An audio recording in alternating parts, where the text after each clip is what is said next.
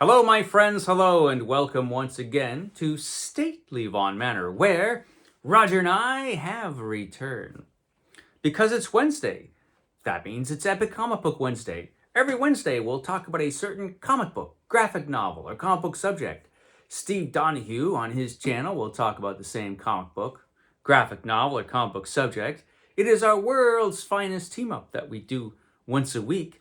And we do have a comic book subject this week, Roger. This week, we're just talking about superheroes. Just superheroes in general. Are superheroes important? Why do I love superheroes anyway? Well, let's answer these burning questions. Because I do love superheroes.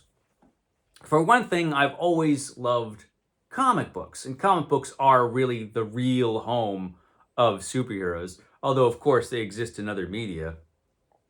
Superhero movies have become huge over the last 20 years.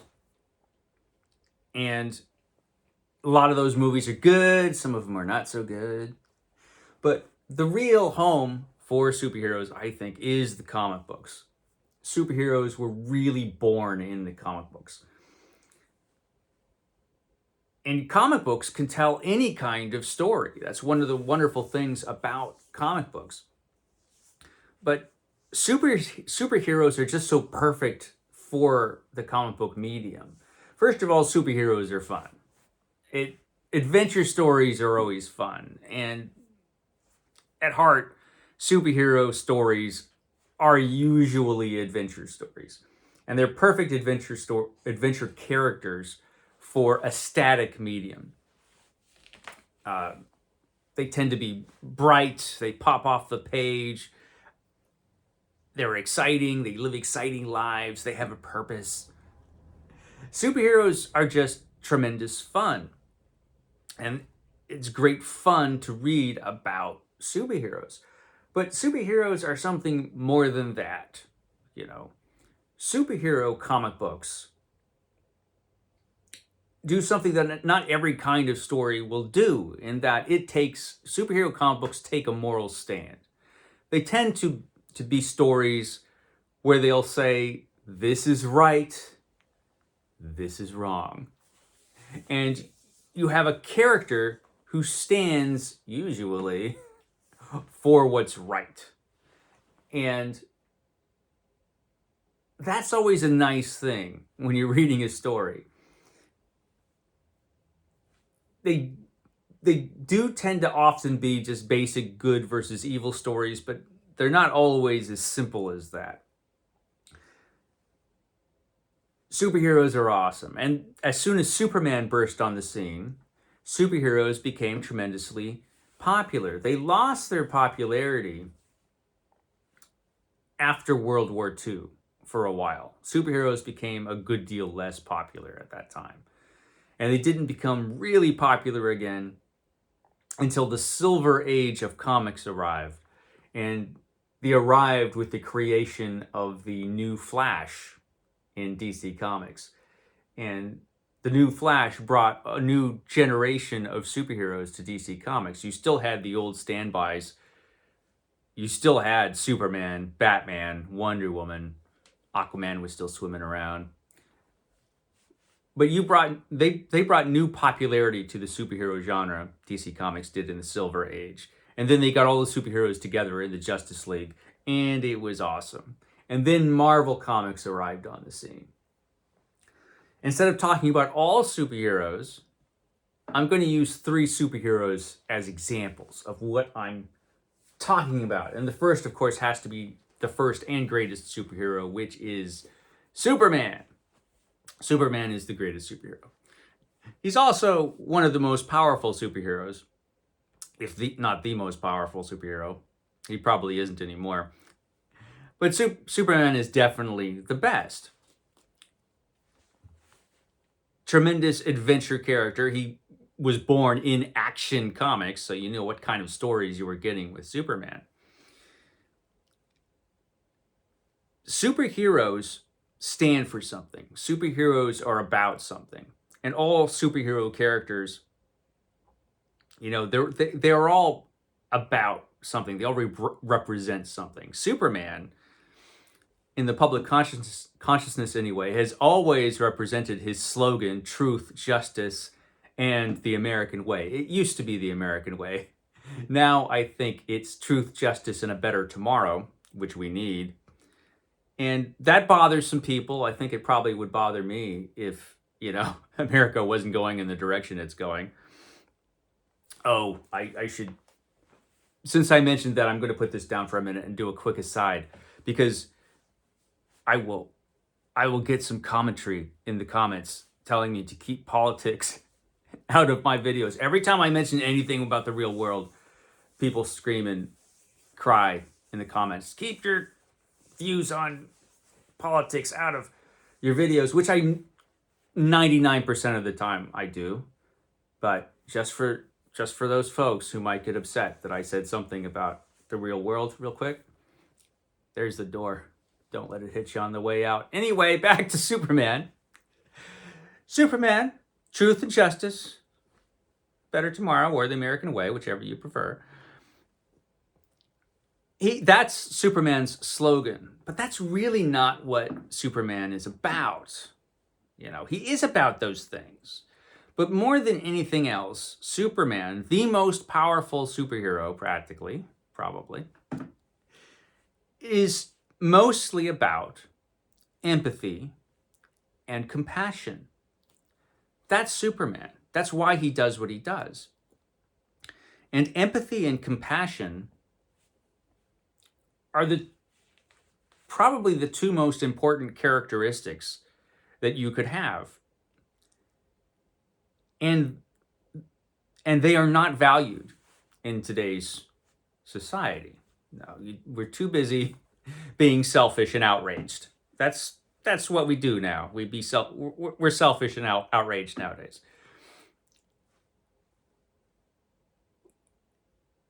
Superman cares about other people more than he cares about himself. He's about empathy and compassion and helping others. Superman is a character that no matter how powerful he is never corrupted. Absolute power will not corrupt Superman because he's too busy helping other people. And that's why this character is great. He's the ultimate representation of what a superhero should be. That's why the new Superman movie was so good, really, because it got that. It got what makes Superman Superman: empathy, compassion, and truth and justice. Superman represents those things very clearly in his stories. And that's why his stories are awesome. I love this character. This character is wonderful. Superman is my favorite superhero, and he always will be. Because of that, I often hear comments about Superman, and you will hear this from some comic book writers, that he's too difficult to write, it's too difficult to make interesting stories about Superman because he's so powerful. That isn't true. That's just writers being lazy and unimaginative when it comes to that. Superman has had great stories for over 80 years. Clearly you could write entertaining stories about Superman, even though he's tremendously powerful. He also has tremendously powerful foes and challenges. He's great. Superman. I love Superman. And he was the first and probably the best superhero of all time. Absolutely. Not probably. Absolutely the best superhero of all time. Roger. But now let's talk about another superhero who's quite different. Because we're talking about three of them here. The second one, of course, has to be Batman. Batman. The most human superhero of all, and he has to be. Because Batman became Batman because he's a victim of crime. He was the victim of a terrible crime. And his parents, people that he loved, his family, were murdered right in front of him. And some people think that Batman is about vengeance. And writers who really don't understand Batman and what he's about think that Batman's about vengeance. But that's not what Batman's about. Batman is about justice and protection. Batman is a human being who made himself the pinnacle of human development. He is the direct descendant of characters like the Shadow and Doc Savage. Doc Savage did the same thing that Batman ends up doing, in that he makes himself the greatest physical and mental human being that he can through training, through lifelong training. Batman's goal is very specific. Batman fights crime. He's not going to knock meteors out of the sky or stop tidal waves or anything like that. He's a human being. And his focus is on crime, which is why he's a detective. The greatest detective the world has ever seen, Batman. As well as being, the pinnacle of human development. Physically, he's a great, he could fight like better than anybody. He's Batman. But Batman is all about justice and protection. He experienced something terrible, and he wants to protect innocent people from the same thing happening to them. He's all about justice, specifically fighting crime. His outfit is so terrifying. I mean, look at him. This is a better example of how frightening Batman can be. He's very frightening character. And he chose this terrifying outfit specifically to frighten criminals. A superstitious and cowardly lot, Roger. And that makes Batman awesome. Batman is a great character. Because he is a human being who's dedicated himself to fighting crime in a very comic book way. By, of course, dressing up as a bat and scaring criminals. Of course, that's what you do. And it's awesome. He's a great character because of that. And, amazingly popular. Not just because he looks so awesome, but because of what he does and what he stands for. Not vengeance, no matter what some people think. It's really justice and protection. Batman's awesome. But then we have to move on to another kind of superhero. Now we're going to be moving on to our third example, which is Spider-Man. Spider-Man, and now we're going to be talking about Marvel Comics. My partner here on Epic Comic Book Wednesday, who will be talking about the same subject, will doubtless say, as he often does, that DC Comics is the home of real superheroes, and Marvel superheroes are all just a bunch of neurotic weirdos.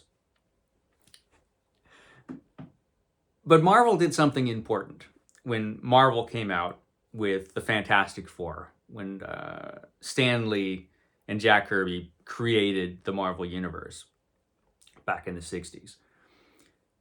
They not only made their characters more realistic and gave them relatable problems, they created a superhero universe that recognizes something that exists in our real world, which is the fact that it's not always easy to tell what's right and wrong. We do not live in a black and white world. As much as some people wish that were true, and some people live their lives as if we live in a black and white world where it's always easy to tell right from wrong, that just isn't the case. Shades of gray, unfortunately, that's what we have to deal with. And that's what Marvel characters have to deal with. It's not always easy to know what the right thing to do is in the Marvel Universe because it resembles ours in that way. Peter Parker, the Amazing Spider-Man, we all know what he represents because we've all heard it a million times.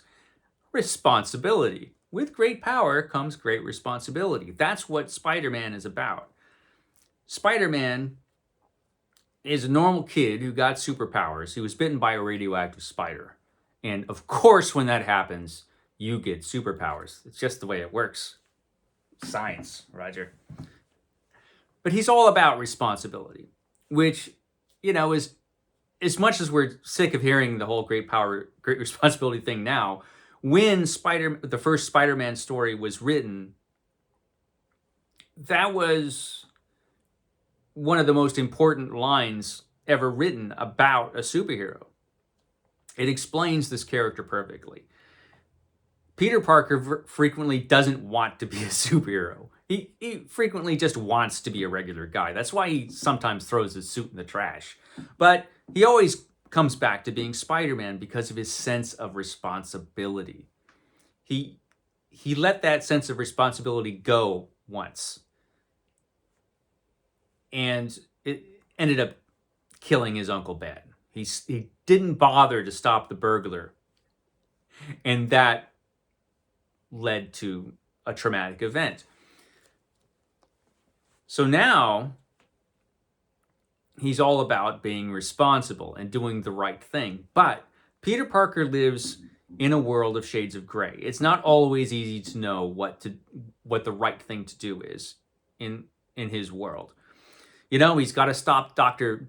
Octopus from creating havoc, but he also has to go get Aunt May's medicine, you know. He is relatable in that way, in that much like many of us, he has a hard time balancing the whole work-life thing, you know.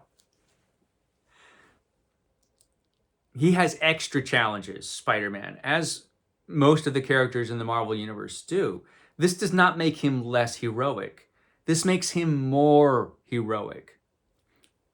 This makes Marvel characters more heroic than DC characters on average because they've got so much more to deal with. It's harder to do what they do. It's harder to be Spider-Man than it is to be Superman. Or even Batman, probably. And that's what makes these characters great. That's what makes Spider-Man great. He's not perfect. He's human with spider powers. And it's harder to do what he does. So that when he does triumph, it's that much more important. It makes more of a difference. I mean, Spider-Man's awesome in all kinds of ways. I mean, just look at him. He just looks cool. And his powers are awesome. And his stories have always been tremendous fun. But as a representative of the Marvel Universe, I think Spider-Man is probably still the most popular character in Marvel.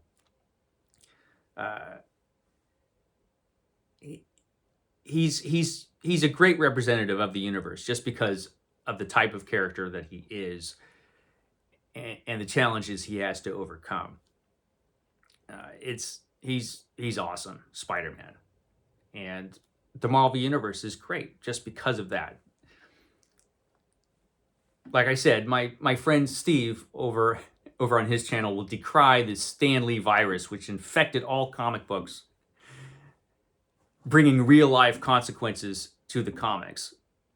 But I think Stan Lee did an important thing, along with Jack Kirby, in the creation of the Marvel Universe. True, the results of this have sometimes gone too far, but it certainly made the stories more interesting and more challenging for the characters, which makes their victories all the greater. And I guess that's all I'm going to stop babbling now because we've almost reached 20 minutes. There you go, superheroes. I love them. Are they important? I think so. I think they are. I will catch you next time.